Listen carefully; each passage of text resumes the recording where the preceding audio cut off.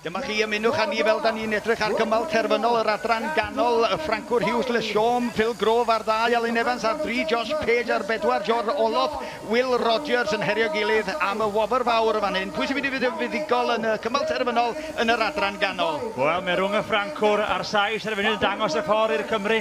Hughes Le Chaume ar 1 a George Olof ar 5. Wrth i ni edrych ar pwy sy'n gen i fynd. Hughes Le Chaume, y Ffrancwr sy'n fewn gyntaf, a George Olof yn dyn wrth i sodla fo ar 5. Dyma nhw, mae'r camera'n trio dangos y ddau un bryd, dyn ni gyd yn drysu Malin. Mae'r tensiwn yn eithriadol ar hyn o bryd ar gynulleidfa'n cynhyrfu, ond yn anffodus y Sais i ni fydd bynnag y Cymru ddim cweit yn dod i'r brig o ran cyflymdra ar hyn o bryd. Dyma ni George Olof, ond yn y blaen y fan hyn, dyn ni'n edrych ar Alun Evans am eiliad cyn dod nôl at George Olof, yn mynd rownd y gwddw na yn hedfan mynd chwarae teg iddo fo.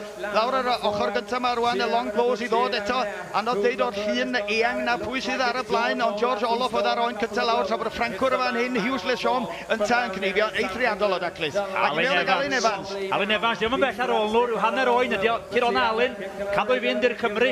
Josh Page wrth i ochr o ac oen arall allan.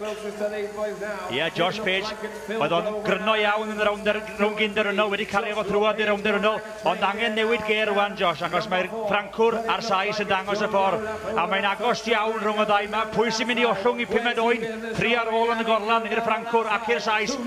Hughes Le Chaume a George Groves, a Hughes Le Chaume di hwn, yr un ôl ymlaen fel ding-dong, efo'i gilydd y talent. Dianiag mae'r Ffrancwr wedi dal fyny efo George Olof, does am byd yn ei rwan, wel, mae'n dipyn o gynwrfa fan hyn, allai ddeithoch chi.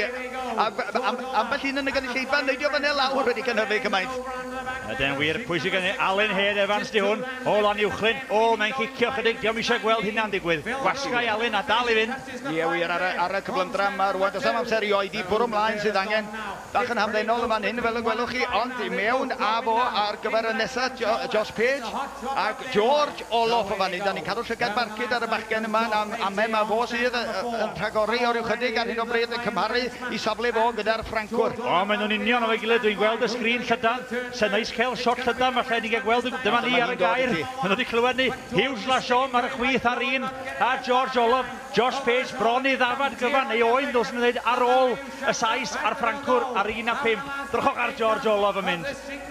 A fan hyn Hughes Le Chaume.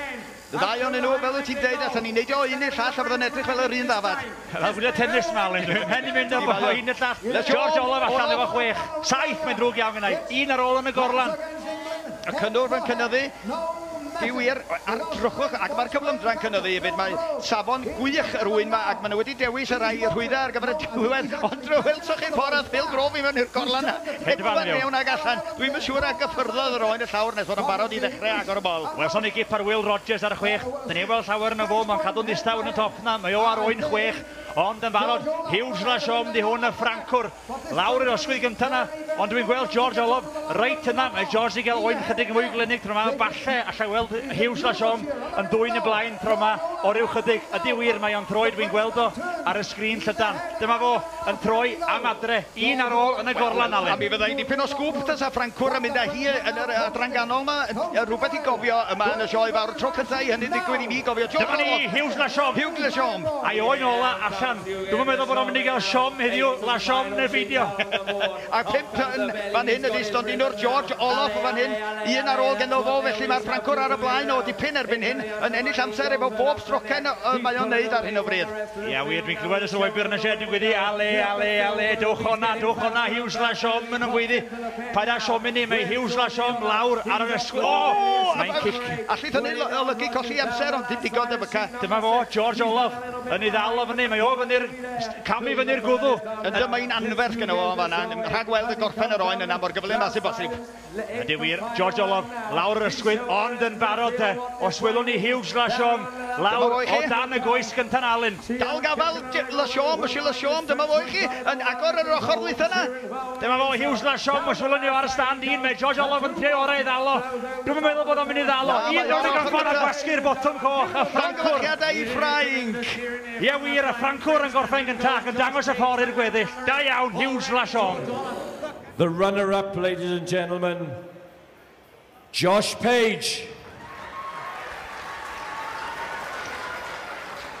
Josh Page o Bendyn Gwyr yn ail. So our intermediate champion will receive the T.E. Lewis Annual Memorial Award.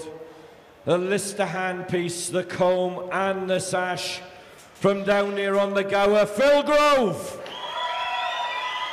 Ie wir, Phil Grove felly o Benrin Gwyr yn fuddigol yn yr adran ganol. Chwarae teg iddo, llongyflliadau mawr.